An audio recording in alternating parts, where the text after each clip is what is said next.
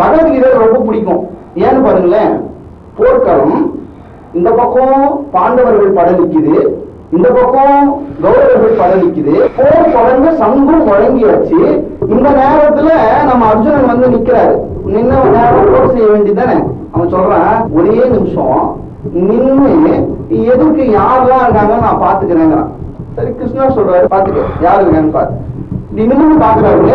தனக்கு தந்தை போல இருக்கக்கூடிய பீஷ்மர் இருக்கிறார், தனக்கு கலைகளை சொல்லிக் கொடுத்த துரோணாச்சாரியார் இருக்கிறார், தன்னுடைய பங்காளிகள் 100 இருக்கிறார்கள்.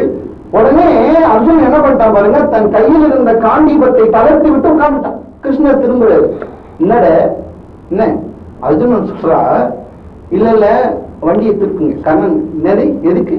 இல்ல இல்ல வண்டியை திருப்புங்க. கிருஷ்ணர் கோவம் வந்துருச்சு, எதுக்குடா வண்டியை திருப்பணுங்கிற? எதிர்க்க பாருங்க யார் நிக்கிறாங்கன்னு.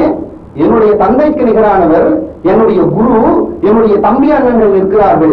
அவர்களை கொன்று விட்டுத்தான் இந்த மண்ணும் பொண்ணும் எனக்கு வேண்டும் என்றால் அப்படி ஒரு போரே தேவையில்லை, வண்டியை திருப்புங்கள்னு சொல்றோம். மகாபாரதம் தொடங்கின நேரத்திலிருந்து இந்த போருக்காக தான் கண்ணன் கஷ்டப்பட்டு பிளான் பண்ணி இதை ஏற்பாடு பண்ணிருந்தார்.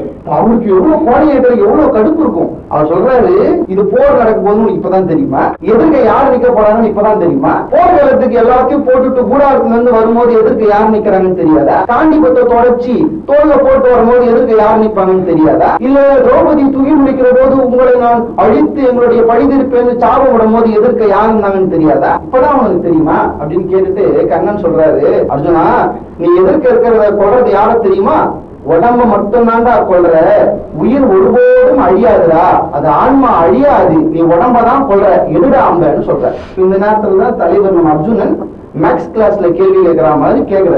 என்ன கேட்கிறாரு, உடம்பு அழிஞ்சிருமா? சரி, உயிர் அழியாதா? ஆமாண்டா. அப்ப இந்த உயிர் எங்க போகும் அப்படின்னு கேட்கிறாரு.